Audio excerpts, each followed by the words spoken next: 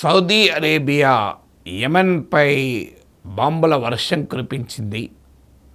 యెమెన్లోని ఒక పోర్ట్ పైన Saudi air force విమానాలు దాడి చేశాయి.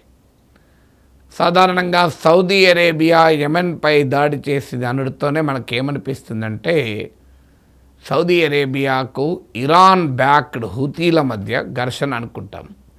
కానీ ఈ దాడి హూతీల పైన కాదు. సౌదీ అరేబియాకు హూతీలకు మధ్య చాలా కాలంగా పోరు జరుగుతోంది.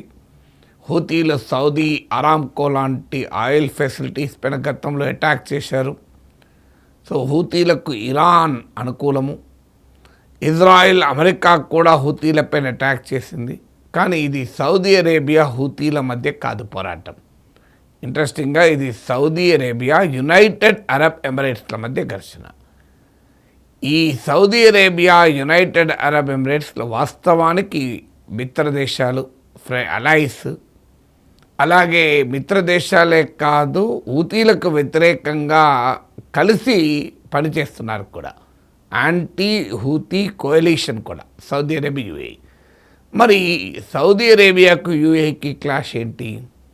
ఎందుకంటే ఇది చాలా సీరియస్ అంశం. ఎందుకంటే ఇప్పటికే పశ్చిమాసియాలో వెస్ట్ ఏషియాలో ఇజ్రాయెల్కు ఇరాన్కు, ఇజ్రాయెల్కు హమస్ గాజాలో ఉన్న హమస్కు, ఇజ్రాయెల్కు లెబనాన్లో ఉన్న హిజ్బుల్లాకు, ఇజ్రాయెల్కు సిరియాకు, ఇజ్రాయెల్కు హూతీలకు ఆల్రెడీ ఘర్షణలు జరుగుతున్నాయి.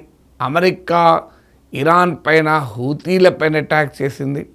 సౌదీ అరేబియాకు నార్త్ యెమెన్లోని హూతీలకు మధ్య ఘర్షణలు జరుగుతున్నాయి. సో ఇప్పుడు తాజాగా కొత్త ఫ్రంట్ ఘర్షణ మొదలైంది. ఇది సహజంగానే వెస్ట్ ఏషియాను డీస్టేబిలైజ్ చేసేటువంటి ప్రమాదం ఉంటుంది, అస్థిరపరిచే ప్రమాదం. అసలు ఏంటి ఇష్యూ ఏంటి అంటే మీకు యెమెన్లో ఒక రకంగా సివిల్ వార్ నడుస్తుంటుంది. Northern Yemen including capital Sanaa హూతీల అండర్లో ఉంది. అంటే 1967 నుంచి 1990 వరకు కూడా సౌత్ యెమెన్ వేరే కంట్రీగా ఉండేది. కానీ 1990 కోల్డ్ వార్ తర్వాత యునైటెడ్ యెమెన్ ఏర్పడింది. సో ఈ హూతీ తిరుగుబాటుదారులు ఆ యునైటెడ్ యెమెన్లో సానా క్యాపిటల్గా ఉన్న నార్త్ యెమెన్ ప్రాంతానికి ఒక రకంగా అన్డిక్లేర్డ్ గవర్నమెంట్ వాళ్ళు. అన్డిక్లేర్డ్ అంటే ఎవరు గుర్తించినా గుర్తించకపోయినా వారే అధికారంలో ఉంటారు. సో హూతీల కంట్రోల్లో నార్త్ యెమెన్ ఉంది. సౌత్ యెమెన్ మాత్రం హూతీల కంట్రోల్లో లేదు. ఒకప్పుడు సౌత్ యెమెన్ కూడా ఒక దేశంగా ఉండేది. కానీ యూనిఫై అయ్యాక ఇప్పుడు నార్త్ యెమెన్ మాత్రం హూతీల కంట్రోల్కి వెళ్ళిపోయింది. సౌత్ యెమెన్లో ప్రెసిడెన్షియల్ లీడర్షిప్ కౌన్సిల్ అని ఇంటర్నేషనల్లీ రికగ్నైజ్డ్ గవర్నమెంట్ ఉంది. హూతీలకు ఇంటర్నేషనల్ రికగ్నిషన్ లేదు. ఇరాన్ మాత్రమే హూతీలకు అనుకూలంగా ఉంటుంది. సో ఈ ప్రెసిడెన్షియల్ లీడర్షిప్ కౌన్సిల్ సౌత్ యెమెన్లో ఆపరేట్ అవుతున్న ప్రెసిడెన్షియల్ లీడర్షిప్ కౌన్సిల్కు ఇంటర్నేషనల్ రికగ్నిషన్ ఉంది. United Arab Emirates, Saudi Arabia కలిసే ఈ ప్రెసిడెన్షియల్ లీడర్షిప్ కౌన్సిల్కు మద్దతు ఇస్తూ వస్తున్నది. కానీ 2017 నుంచి యుఏఈ వైఖరిలో మార్పు వచ్చింది. దానికి కారణము సౌత్ యెమెన్లో చీలిక వచ్చింది. మీకు ఆల్రెడీ నార్త్ యెమెన్ ఏమో ఫామ్గా ఇరాన్ బ్యాక్డ్ హూతీల కంట్రోల్లో ఉంది. ఆ హూతీలకు వ్యతిరేకంగా Saudi Arabia, United Arab Emirates వీళ్ళందరూ పోరాడుతున్నారు. కలిసే హూతీలకు వ్యతిరేకంగా ఫైట్స్.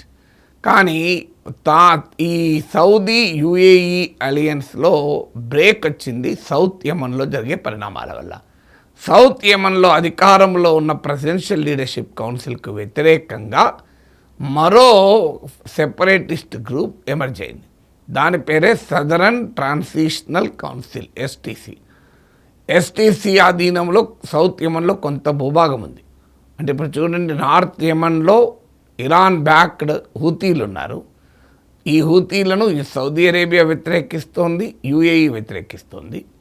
కానీ యాంటీ హూతీ కోalitionలో మళ్ళీ చీలిక ఉంది.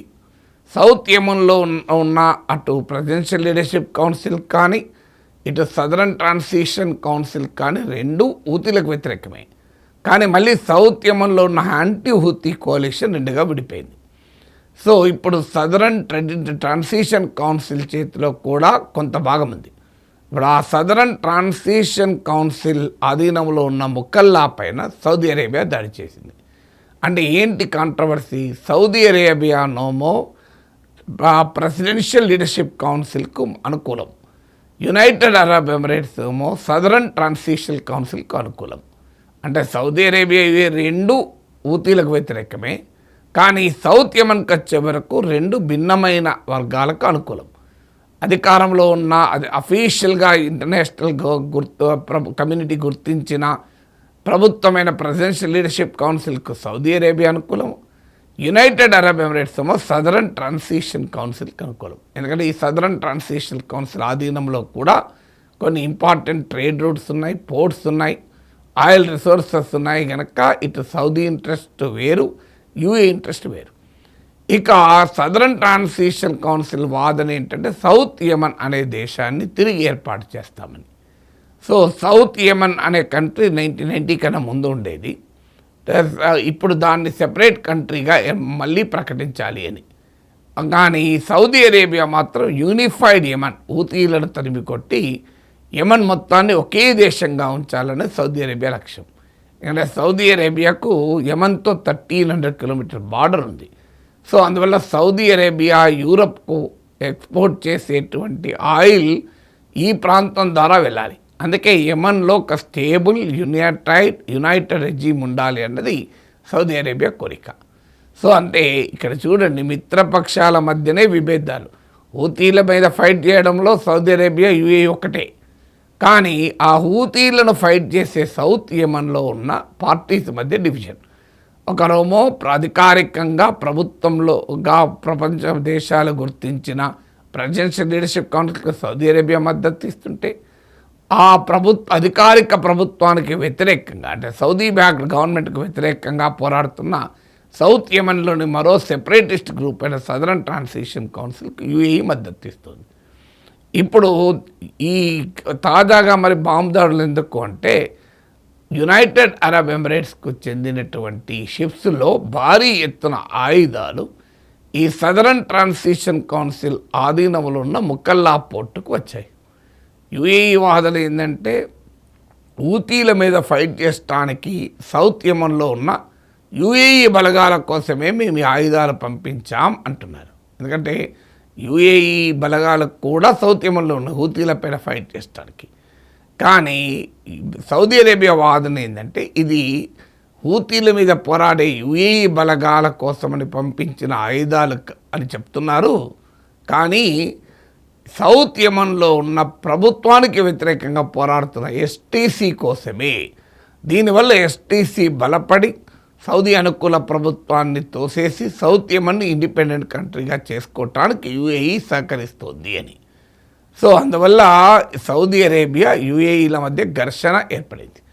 ఈ సదరన్ ట్రాన్సిషన్ కౌన్సిల్ని వ్యతిరేకిస్తున్న సౌదీ అరేబియా ఎయిర్ ఫోర్స్తో బాంబుల వర్షం కురిపించింది ఈ పోర్టు పైన, ముకల్లా పోర్టు పైన. యుఏఈ సప్లై చేసిన ఆయుధాలను ధ్వంసం చేయడానికి దాడి చేసింది. దాడి చేయడమే కాదు, సౌదీ అరేబియా తీవ్రంగా యుఏఈని హెచ్చరించింది కూడా. ఇది మీరు సదరన్ ట్రాన్సిషన్ కౌన్సిల్కు యుఏఈ మద్దతు చాలా ప్రమాదకరం, ఇది సౌదీ అరేబియా నేషనల్ సెక్యూరిటీకి ప్రమాదం కనుక ఎట్టి పరిస్థితుల్లో అంగీకరించము అని. ఈలోగా సౌత్ యమన్లో ప్రపంచ దేశాలు గుర్తించిన, అంతర్జాతీయ కమిటీ గుర్తించిన ప్రభుత్వం కూడా యుఏఈ బలగాలు తక్షణం సౌత్ యమన్ను వదిలి వెళ్ళాలి అని చెప్పి ఆదేశించాయి. సౌత్ యమన్లోని ప్రెసిడెన్షియల్ లీడర్షిప్ కౌన్సిల్ ప్రభుత్వానికి యుఏఈకి మధ్య ఉన్న డిఫెన్స్ అగ్రిమెంట్ కూడా రద్దు చేసుకుంటున్నట్టు ప్రకటించారు. సో యుఏఈ కూడా మేము విత్డ్రా అయ్యడానికి సిద్ధమని చెప్పారు. కానీ విత్డ్రా అయితే యాంటీ హూతీ కోalition బలహీనపడుతుంది. లేదు, యుఏఈ అక్కడ ఉంటే యాంటీ హూతీ కోalitionలో అధికారంలో ఉన్న ప్రెసిడెన్షియల్ లీడర్షిప్ కౌన్సిల్కి వ్యతిరేకంగా సదరన్ ట్రాన్సిషన్ కౌన్సిల్ బలపడుతుంది. అందుకే భవిష్యత్తులో ఎలా జరుగుతుంది, సౌదీ అరేబియా యుఏఈల మధ్య అగ్రిమెంట్ కుదురుతుందో చూడాలి.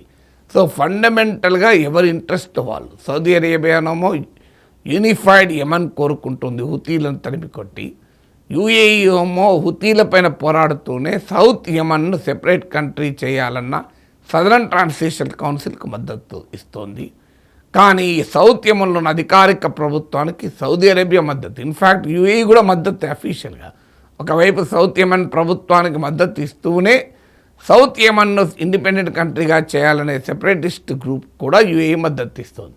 అంటే యుఏఈ తన స్ట్రాటజిక్ ఇంట్రెస్ట్లను తాను చూసుకుంటోంది, సౌదీ అరేబియా స్ట్రాటజిక్ ఇంట్రెస్ట్లను సౌదీ అరేబియా చూసుకుంటోంది, హూతీల ద్వారా ఇరాన్ తన స్ట్రాటజిక్ ఇంట్రెస్ట్లను తాను చూసుకుంటోంది. అంటే Iran, Saudi Arabia, United Arab ఎమిరేట్స్ల మధ్య యమన్ ఒక కుక్కలు చింపిన విస్తరలాగా మారిపోయింది. ఈలోగా ఈ ఘర్షణ ఇందులో ఇజ్రాయిల్ ఏమైనా తలదూర్చిందా అనేది కూడా అనుమానం. ఎందుకంటే ఇటీవల ఇజ్రాయిల్ సొమాలియాలోని ఒక బ్రేక్అవే ఏరియా అయిన సొమాలి ల్యాండ్ను సెపరేట్ కంట్రీగా గుర్తించింది. నేను నిన్న దీనిపైన సెపరేట్గా ఇవాళ వీడియో పెట్టాను, చూసి ఉండాలి. Somali land is a part of Somalia. దాన్ని సెపరేట్ కంట్రీగా అధికారికంగా ఇజ్రాయెల్ గుర్తించింది, ప్రపంచంలో ఏ దేశం గుర్తించలే. ఇప్పుడు ఆ సొమాలి ల్యాండ్ రెడ్ సీకి అంటే ఇండియన్ ఓషన్ మీకు ఈ రెడ్ సీకి లింక్ ఉండే మధ్య Mediterranean Sea, Indian Ocean link చేసే రెడ్ సీ దగ్గరలో ఉంది. ఇప్పుడు యమన్ కూడా ఇటువైపే ఉంది. ఈ రెండు లింక్ అంటే మీకు సౌత్ యమన్ మీదుగా అటు మళ్ళీ కనెక్ట్ కావచ్చు సొమాలి ల్యాండ్కు.